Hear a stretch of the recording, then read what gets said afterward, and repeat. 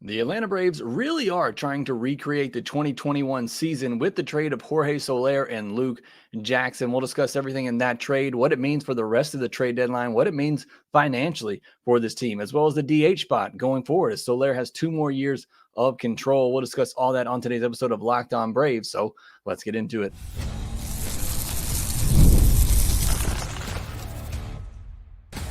You are Locked On Braves, your daily Atlanta Braves podcast, part of the Locked On Podcast Network, your team every day.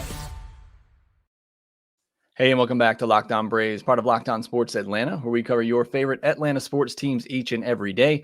I am your host, Jake Mastriani. You can follow me on social media at ShortstopBall. Check out the podcast there as well at LockedOn_Braves. Subscribe to us on YouTube if you're new. Hit that thumbs up button so others can find us and hit that subscribe button. And make sure you leave me a comment as well. If you're listening on the audio version, you can leave me a 5-star review on Apple, Spotify, wherever you get your podcast. Thank you so much for your support here at Locked On Braves. Thanks for making us your first listen of each and every day. And thanks to all my everydayers out there who continue to let me know in the comment section, post it on the socials. Let everybody know that you're an everydayer of the Locked On Braves. Today's episode, we're going to break down the trade for Jorge Soler and Luke Jackson because, of course, that trade happened right after we finished our Monday night episode. We'll talk about everything happening in that deal. This can't be it for the Atlanta Braves. I agree with Hunter Lacey here that this cannot be the only move that happens, but we'll discuss this one, which is an upgrade over what the Braves have offensively. We'll get into the financial impacts of this. What does it mean for Marcell Ozuna next year and his team options? So a lot to discuss. Honestly, there's more questions than answers for me with this trade that the Braves made, and we'll get into all that on today's episode. This episode, though, is brought to you by PrizePicks, the easiest and most exciting way to play daily fantasy sports. Go to prizepicks.com/LockedOnMLB. Use code all lowercase LockedOnMLB for a first deposit match up to $100. Well, welcome to the trade deadline day, as we got just a couple of hours until the deadline, or a little bit more than that, but we are approaching the trade deadline here at 6 p.m. Eastern on Tuesday. And the Braves do make a trade. And like I said earlier, of course, it happens as soon as I finish Monday night's podcast. I did post a short video just giving my initial thoughts. And I'll be honest, when the trade happened and I saw it, it wasn't a trade other than just nostalgia and bringing back Jorge Soler, who has given us one of the greatest and most iconic moments in Braves history with that home run in Game 6 and just what he did in that World Series overall. When I saw the trade happen, I immediately thought, I don't know. It wasn't a move that wowed me, that got me really excited. Now I'm going to talk about it. This is an upgrade. And like I said on yesterday's podcast, you weren't really having to do too much to upgrade what you already have. You're trying to upgrade Duvall, Rosario, Laureano, guys who, aren't putting up great numbers. So it wasn't going to take much for them to upgrade what they currently have. And this is an upgrade. But I'll give you the full specifics of the deal first, and then I'll talk about Soler and Jackson, who they're getting in this deal, but more so focus on Jorge Soler. The Braves get right-handed pitcher Luke Jackson and outfielder Jorge Soler from the Giants for left-handed pitcher Tyler Matzek and prospect Sabine Ceballos. We'll talk more about Matzek and Ceballos in the second segment. But I want to focus here on Jorge Soler because this is the get for the Braves in this one. Luke Jackson, maybe he finds something here in Atlanta. Some relievers have been known to do that, but the deal here is for Jorge Soler. And this is essentially a salary dump by the Giants. Yes, you're giving up Sabine Ceballos, a prospect, that I like, but this is the Braves taking on money to get an upgrade in Jorge Soler. In 2024, Soler is slashing 240, 330, 419, a 749 OPS, 12 home runs in 93 games.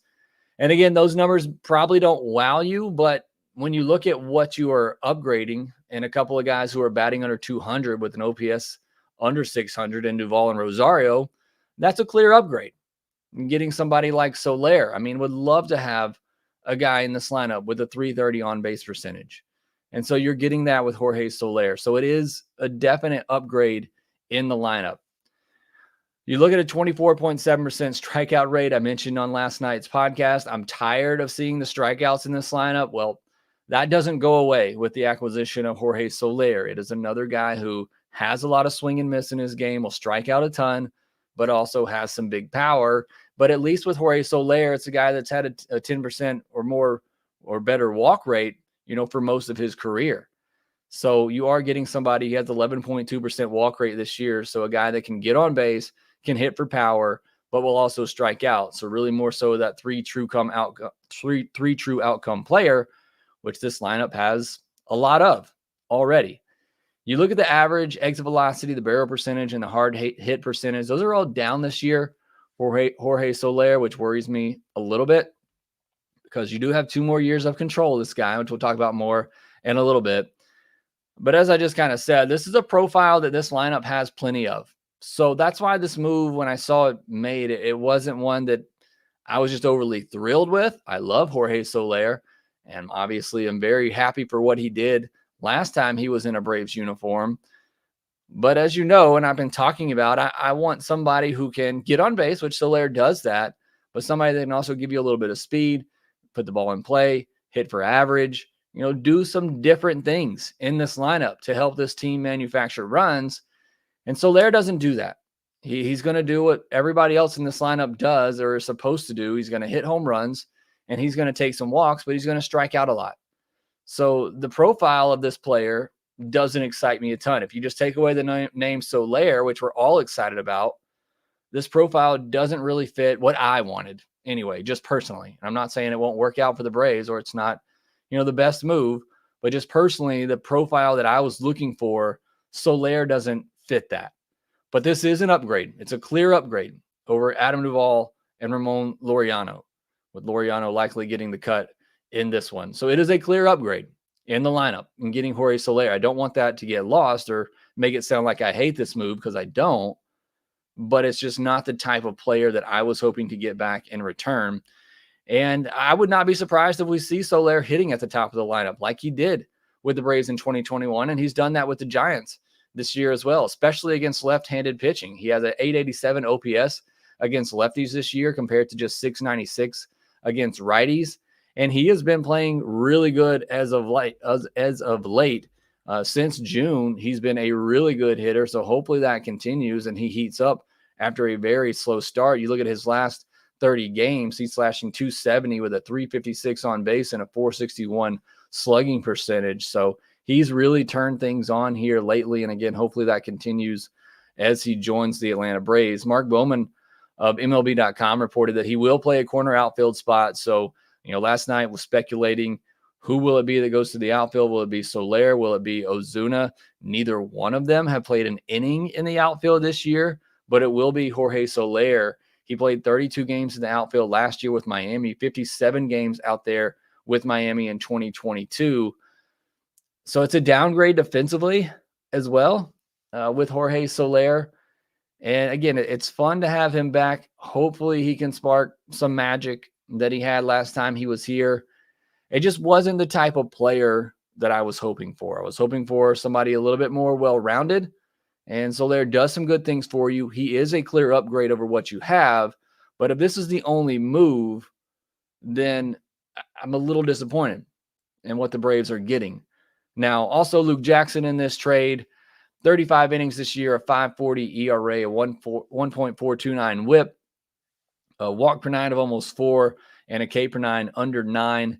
Not great numbers there for Luke Jackson. That slider hasn't been what it was in the past. It has a -4 run value, according to Baseball Savant. That's a far cry from where it was in 2021, where it has a +14 run value. In all honesty, it would not be surprising if Luke Jackson isn't on this team for very long. He does give you, a little bit of depth in the bullpen, but he's not somebody I expect him to use in any high leverage situation. Again, unless he can find some magic being back in a Braves uniform. But I don't expect Luke Jackson to be here for the remainder of the season. And this was more it was more money being taken on by the Braves, which is why they didn't have to give up, any of their top prospects in this deal. The Braves were just taking on money for the Giants in this one, taking on Luke Jackson and Jorge Soler. So that's kind of my thoughts on just the players that the Braves got. Again, in particular, Jorge Soler, this is the player they're getting. It is a clear upgrade. It is not the profile of the player that I was hoping for. And now you take a hit defensively as well with him having to play in left field for the Atlanta Braves. but offensively, it's an upgrade. So in that regard, you have to be happy.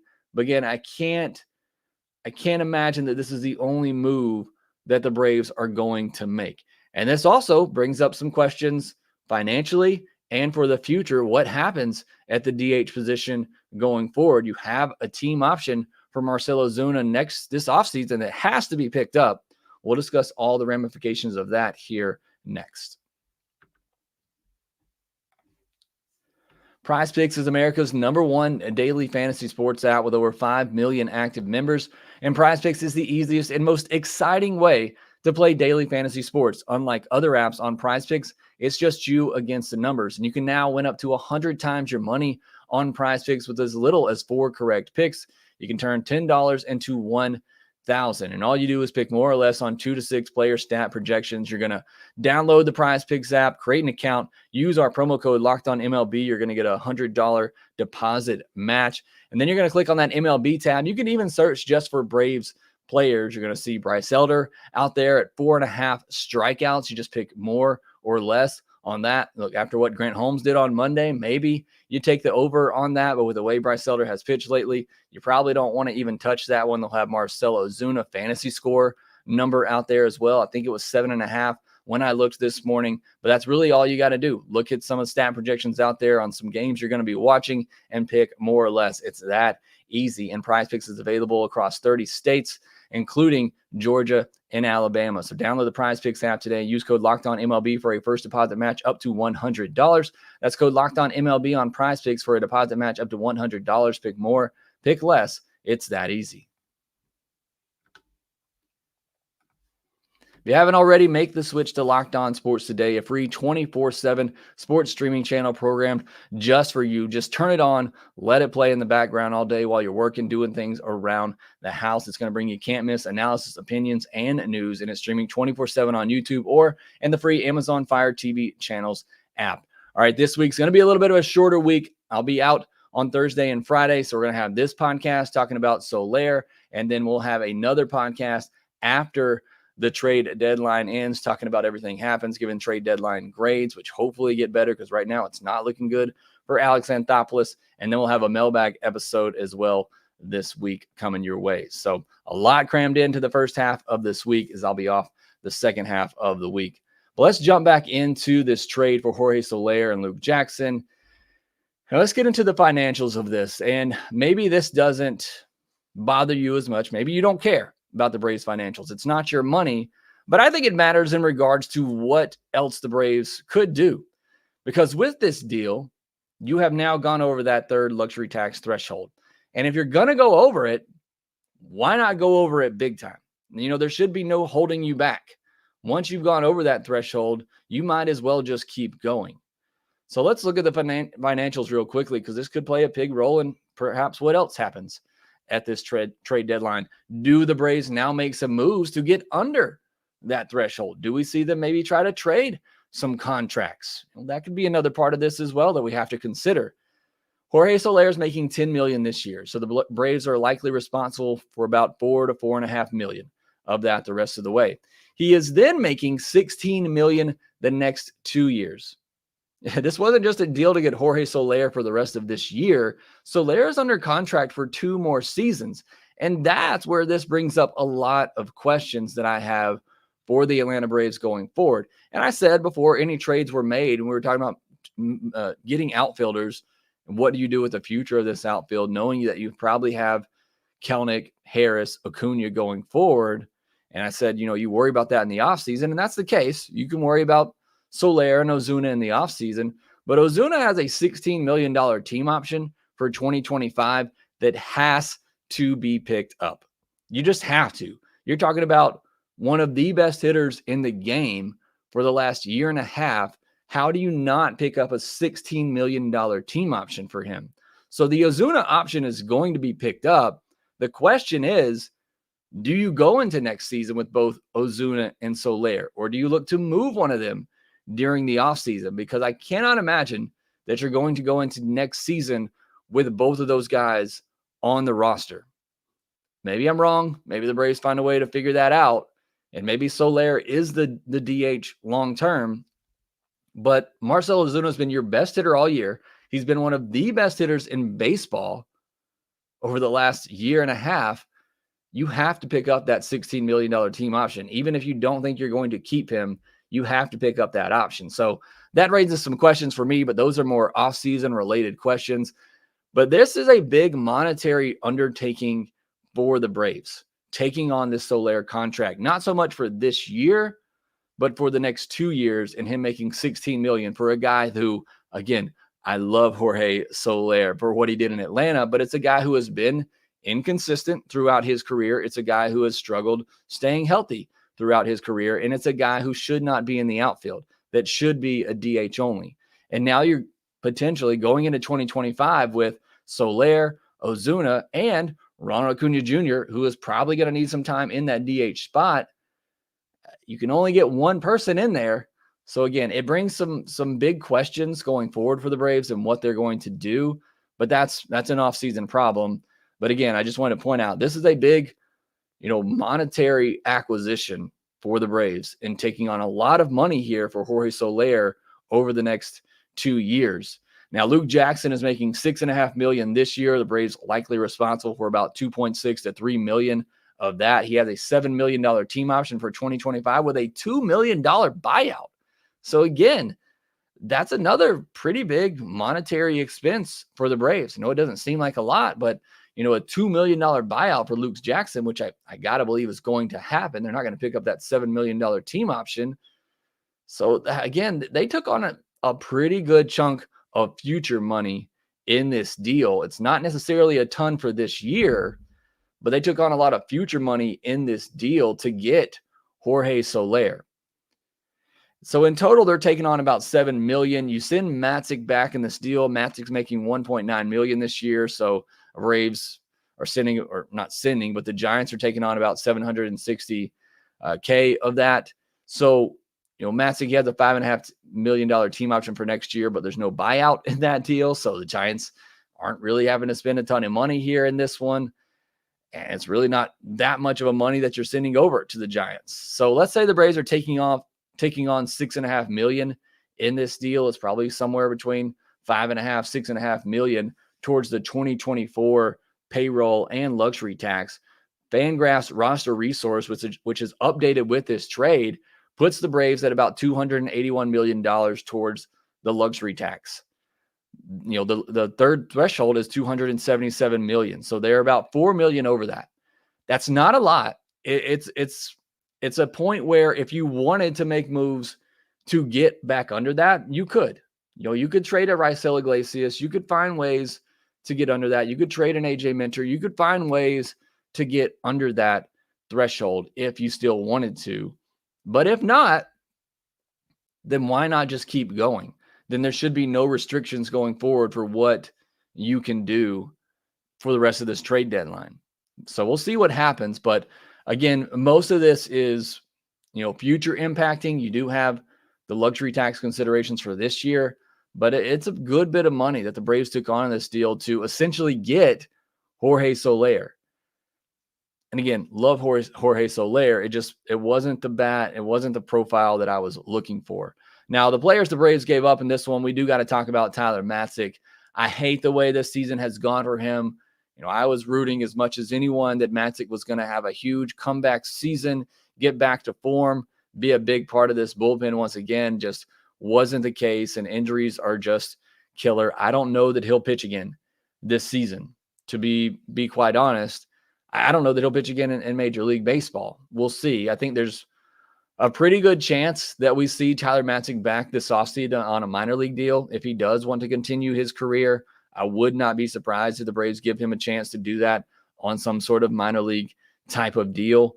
But we'll see. Either way, Tyler Matzek, no matter what happens, thank you so much for your time in an Atlanta Braves uniform. He and Jorge Soler, who are getting swapped in this deal, probably two of the most iconic moments in that 2021 postseason, with Matzek, striking out the side against the Dodgers in that big spot. Soler with a big home run in Game 6. I mean, when I look back at the 2021 World Series, those are probably the top two moments that come to a lot of people's minds. So, appreciate Tyler Matzek. Hate things didn't work out better for him this season. And then Sabine Ceballos, this is a salary dump for the Giants. I get that, but they're also getting a pretty, solid prospect in Ceballos. I liked him when the Braves drafted him as somebody that, can be pretty toolsy. He was a catcher, but can play third base, could probably play outfield if you needed to. And I thought the bat could develop into a solid bat. He's hitting 259, 353, 354 this year with 20 doubles, 3 homers, 37 walks to 72 strikeouts and 9 stolen bases at Rome this year in 84 games. So home runs haven't exactly been there, but 20 doubles is pretty solid. I think he's somebody that could turn into a, 15-15 type of guy, give you some decent average and on base, but it's nothing the Braves are going to lose sleep over, nothing I'm too worried about in this deal. But I did like Ceballos, and again, while it is a salary dump, the Giants are getting, a pretty solid prospect to fill out their farm system. So those are the specifics of the deal and the financials, everything involved. Let me know what you think about this deal in the comment section below. Again, for me, this can't be it. This just cannot be it for the rest of this deadline. I like Soler. It is an upgrade, not necessarily the upgrade I was looking for, but there has to be more coming. Next, we'll get into some more news and notes. What's left to do at the trade deadline? What do we need to see from Alex Anthopoulos in the next several hours? We'll get into that here next. Get supplies from the site that's made for the skilled trade, SupplyHouse.com. SupplyHouse.com is the reliable way to order plumbing, HVAC, and electrical products online. Their easy-to-use website is packed with helpful resources and the latest product info to help you get the job done right. Shop a complete inventory of over 200,000 parts from over 400 top brands and get your order delivered right to your door with fast shipping from coast to coast. Need help with an order? Get expert support and industry-leading service from the friendliest folks in the business and talk to a real person every time. Pros in the skilled trades can get a competitive edge by joining SupplyHouse.com's free Trade Master program.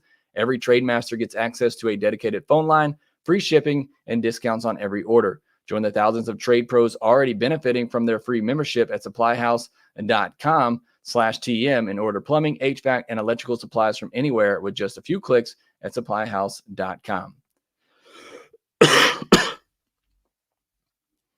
So we do have a couple hours left here before the trade deadline. And like I said, there has to be more coming for the Atlanta Braves. It's pretty quiet on this morning, on Tuesday morning. Forgot what day of the week it is already. It's been a long week.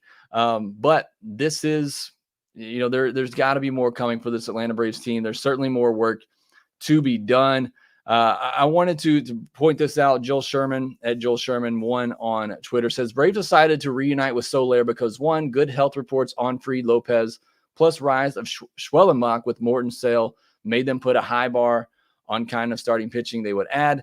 And two, felt much larger need was offense. Believes Soler's late sign acclimated West Coast took a while to get going. And since June 1st, Soler is slashing 280, 374, 486. In the same period, the Braves 227, 287, 404. Getting on base has been a problem, so expectation is Soler will lead off as he did during 21. And 3, they're willing to take on $13 million in 25 and 26, feeling that is cost for veteran bat. Think somebody like Justin Turner, Jock Peterson. And 4, have high regard for Soler, tried to reacquire at 22 deadline, and after that season, feel he can handle right field, especially at home, adequately. So a good bit in that with the fact that he's going to play right field. I just assumed he would go to left, but it sounds like he's going to play right. Sounds like he's also going to lead off. We speculated that. And he said taking on $13 million in 25, 26, but that's $16 million that he's owed in the next 2 seasons. And like I said, he has been really good as of late since June 1st. Mentioned those numbers, 280, a 374 on base. And that is where the Braves have been lacking. And that is a quality that I've been looking for at the deadline. And something that I wanted is somebody who can get on base. And he certainly brings that to this Braves lineup. So some good notes there from Joel Sherman. Now, what is left to be done at the trade deadline? I think you still have to go get another bat. It would be ideal to get a bat that can play second base and can play the outfield. Think Luis Rengifo, Isaiah Kiner-Falefa. You get one of those guys, and I feel a little bit better about this deadline. It's still not quite what I was hoping for. Again, just because the bat and Soler was not exactly what I was looking for. But you get Rengifo, you get Isaiah Kiner-Falefa. You don't have to give up one of your top prospects. And I think this is a solid deadline. So that would be if one more move happens. I would also, even with those notes, that note from Joel Sherman saying that, the Braves feel better about their starting pitching with the good news on Fried and Lopez, I still would like to see them go out and get some depth in the rotation. Doesn't have to be anything too expensive. I don't necessarily know exactly what is out there right now that kind of fits that. I'm thinking of a Michael Lorenzen type profile. Eric Fetty was obviously, on higher up on my wish list, but he's been traded now. But to just get somebody to pitch at the back end of your rotation just to help give you some innings because, yes, Wellenbach has been great, but it's a guy with only 65 professional innings. Good news on Lopez, but you still have a concern there for a guy who was converted from a reliever into a starter this year. Chris Sale hasn't pitched a lot of innings in the last 4 years. So there is still concern with just getting through the rest of this season. So I still think you need to look for starting pitching depth at the trade deadline. So those are two moves I'm still hoping we see happen before the 6 p.m. Eastern trade deadline. I'm still hoping to see another bat and maybe another bat that can do some of those things that I'm talking about, a bat that is more contact oriented, can give you some speed and get on base, and then also just some starting pitching depth. If we get those two moves done by the deadline, I will feel much better about this trade deadline for Alex Anthopoulos. So we'll see what unfolds the rest of the way. Again, if anything major happens, I'll upload a short, but then I'll be back live as the trade deadline comes to an end to talk about, what all unfolded, if anything else unfolds for this Braves team. But just looking at my wish list the rest of the way, need another bat, a bat that can be versatile, play all over, and do some other things for you. And I think you still need some starting pitching depth. If you can get another reliever, great. In my mind, it's not necessary. I am okay with Iglesias, Jimenez, Johnson, Minter. And then, like I said, later in the year, you could potentially put AJ Smith-Shawver and Hurston Waldrop in that bullpen as well. And I think they would do really good in some high leverage situations. So I am fine with the bullpen, but teams are always looking to add bullpen arms. So if you can get another big strikeout guy at the deadline, I'm all for it.